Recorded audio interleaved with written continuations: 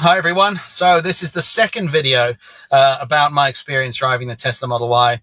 As I said in the first one, I've covered just over 19,000 miles in this car now over the last 2 years. So I've got to know it quite well. This is just a quick review where I've had the car for a few hours.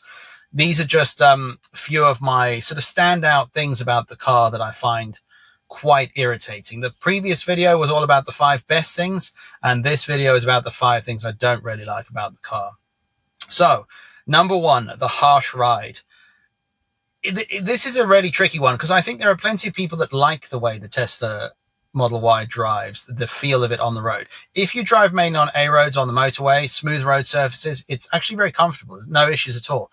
But the problems come up on country roads. So the B roads, the sort of small lanes that lead down through forests, that kind of thing. Many of those roads have terrible potholes in the UK, and they don't always have an edge to the road.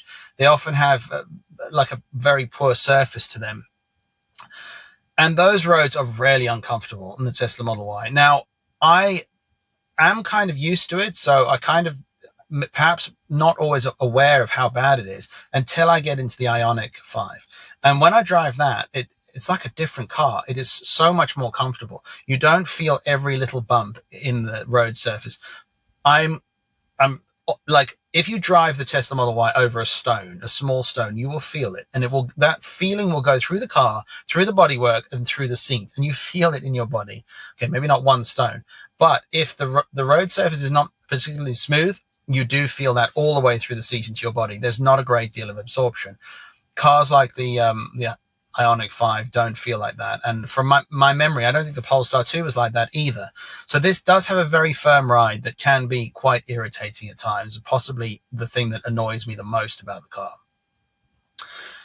So the next thing on my list is the lack of physical buttons. Now, like, you see this in reviews all the time, people complaining about physical buttons in cars. I don't know how much it really matters, but there is a sort of strange feeling about, like, the removal of physical buttons can be, it just feels like it's done for the sake of it. And I think it really is. Like, again, I'm comparing to the Ioniq 5, there is still some physical buttons to control the air con system and make some changes quite quickly, which I do like.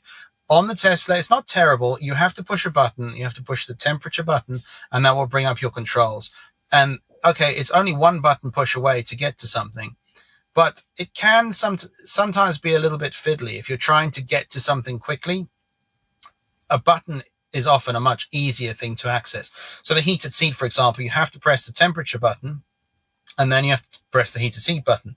And it's not terrible, but there are times where I just think, you know what, I just wish that was a physical button. It's just sometimes an easier way of doing things. So the next thing on my list is the Autopilot built into the car. Now, every single manufacturer has a different view, I guess, on how to implement these kinds of systems.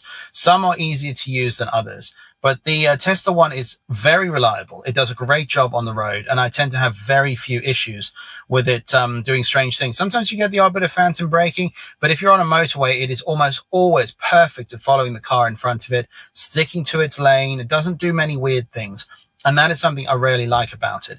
But the thing that irritates me is how much noise it makes. So even if you turn on the quiet mode in the menu system, it still will make a bing bong noise when you engage your cruise control, and then it will do the same when you engage the autopilot to keep the lane. You can do it all in one motion, but it does a bing bong. And then if you indicate to change lanes, it will make a noise to say that it's disengaged, and then it'll make another sound again when you re-engage in the next lane. Okay, so what I want to demonstrate is the noise from the auto driving. So I'm going to move into this lane, and now I'll activate the cruise control, which will follow the car in front. So it's doing that. You hear it made a bing bong. I'll double click again, and it will capture into the lane. So now it's driving in the lane. I can adjust the speed.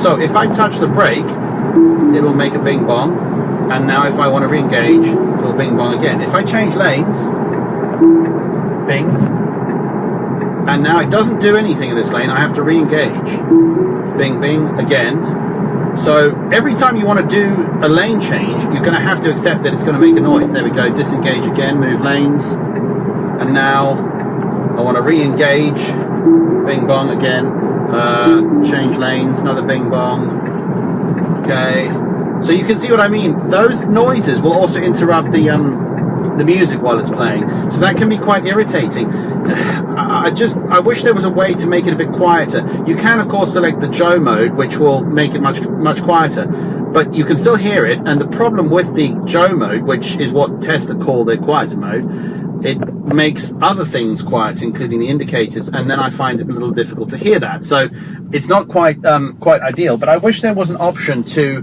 perhaps a less intrusive version of the bing bongs that go off whenever you make a change to your autopilot setting.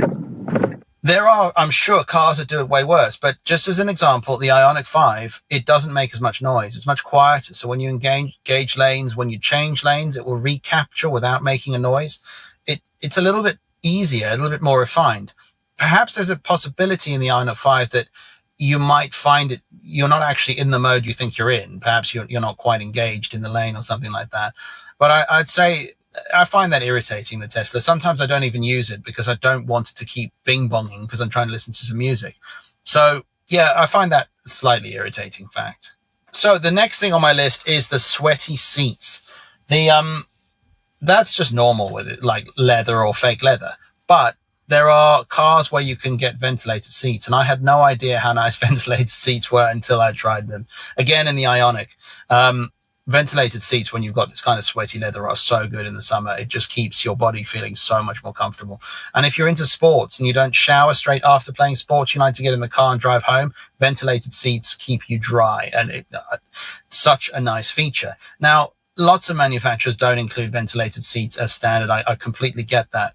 But the interesting thing is with Polestar, if you go for the 3 and the 4, if you go for the leather upgrade, you get ventilated seats as part of that, because let's face facts, when it's 20, 22, 23 degrees, even maybe 18 degrees with leather, you get hot and sweaty. So it kind of makes sense that you'd think ventilated seats would be included with that. If not, an easy upgrade to add. So I find, yeah, way too sweaty, this material. I'd almost rather have some kind of fabric rather than this like fake leather, which it looks very nice, don't get me wrong, but it is a bit hot and sweaty, especially in the summer.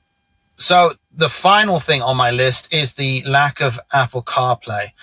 Again, like, these are just small criticisms that I've got of the car, and this is not a deal breaker, but it's funny how actually irritating it can become over daily driving and daily usage of the car. One of the things I find quite tricky is trying to send a reply to a WhatsApp message. Of course, I can speak to my phone as I would in the usual way. I won't say the word, otherwise I might set yours off, but I can try and do that. But what my phone will usually say is that I need to unlock the phone to reply to a WhatsApp message. That's just really awkward way of doing it in a car. I can't be bothered with that, and it's not very safe. Whereas if you've got a car with Apple CarPlay, whether it's wireless or wired, it's very easy to respond to a WhatsApp message or speak to the phone and ask it to do certain simple tasks. And then, of course, you can do that through your display. You've got the option to confirm the WhatsApp message or tap on it to ask it to read that out to you. That's a great feature of CarPlay. And then, of course, you've got Google Maps, Apple Maps, and a few choices as to how you interact or bring your phone on board into the car. Tesla doesn't give you the choice. So unlike Polestar, where you can choose to just use the Google system, or you can choose to use wireless CarPlay.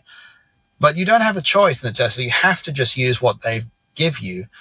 And again, it's not a deal breaker, but it's surprising how I'd say almost probably 3 or 4 out of the days of the week, I would like to be able to easily respond to a WhatsApp message or perhaps do something via my phone that I can't do when I'm driving. It's only when I'm driving a car with Apple CarPlay that I realize how much easier my life becomes when I can use that feature. So these are 5 things about the Tesla Model Y that I find kind of annoying. Again, they're not deal breakers. It's a fantastic car, so I'm not, not knocking it in that sense, but something to be aware of, and the things that I've found slightly irritating over the last 2 years. Thanks for watching.